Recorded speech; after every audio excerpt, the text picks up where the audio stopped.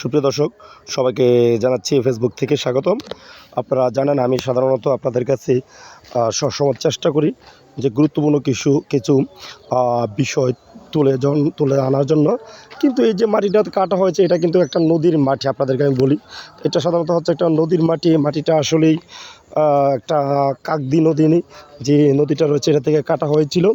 তা আমরা কিন্তু আসলেই আপনাদেরকে দেখাতে আসছিলাম, অনেক মাটি কিন্তু এখানে জড়ো হয়েছে।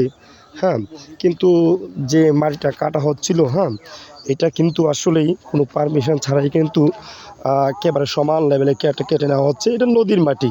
এটা হয়তো পরবর্তী সময়ে পানি উন্নয়ন বোর্ড বা যারা আছে কর্তৃপক্ষ, তাদের প্রয়োজন মতো হয়তো পার বেঁধেই পার সমতল করেই কিন্তু মাটিটা তাদের প্রয়োজন, কিংবা যাদের পাশে জমি রয়েছে তাদের সাথে কথোপকথন করেই হয়তো তাদের এক্সট্রা মাটিটা দিয়ে দিত। কিন্তু এটা না করে কিন্তু হচ্ছেটা কি, আপনাদেরকে দেখানোর জন্য আমি আজকে এসেছিলাম যে পার না রেখে পাড়ে সমান করে দেখেন একেবারে পুরো মাটি নিয়ে যাচ্ছে।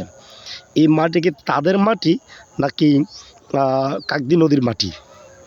এটা তাদের কাছে আমাদের এটা প্রশ্ন ছিল, কিন্তু এই পর্যন্ত কেউ এই উত্তরটা দিতে পারে নাই।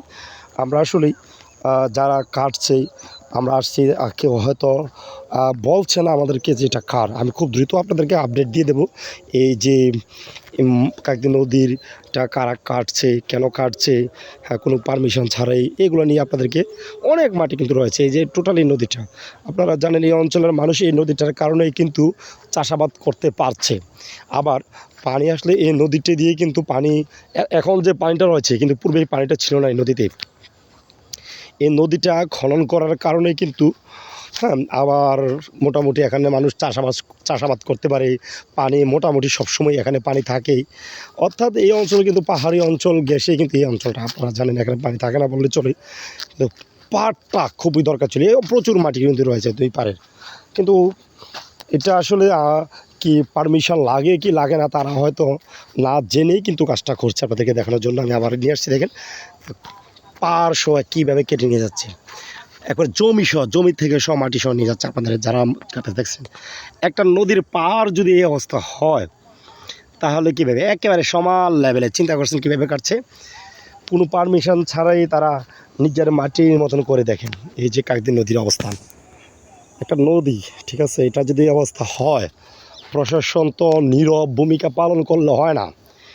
এবং আপনারা জানেন এই বিষয়গুলো কিন্তু শুধু যে প্রশাসন থেকে শুরু করে, প্রশাসন জানবে, যদি ভূমি অফিসে বিভিন্ন কর্মকর্তা রয়েছে তারা অবশ্যই এই বিষয়টা অবগত আছে। তো আমি আরও একটি আপডেট নিয়ে আসবো। তো এটা হচ্ছে কোদালিয়ার একেবারে উত্তর কোদালিয়া, যেটা কাকদ্বীপ নদীর পাট্টা, এবং মেন সড়কের পূর্ব দিকে। এটা হচ্ছে কালিকাপুর থেকে যে 6 গ্রাম বাজার, তার পূর্ব দিকে যে কাকদ্বীপ নদীটা রয়েছে, ওর পূর্ব অংশটা আপনাদেরকে আমি দেখাচ্ছিলাম। কি এক বেহাল দশা তৈরি হচ্ছে দিন দিন। সঙ্গে থাকবেন আমার ফেসবুকের সাথে। আমি আরও আপডেট নিয়ে আসবো আপনাদের জন্য। ধন্যবাদ।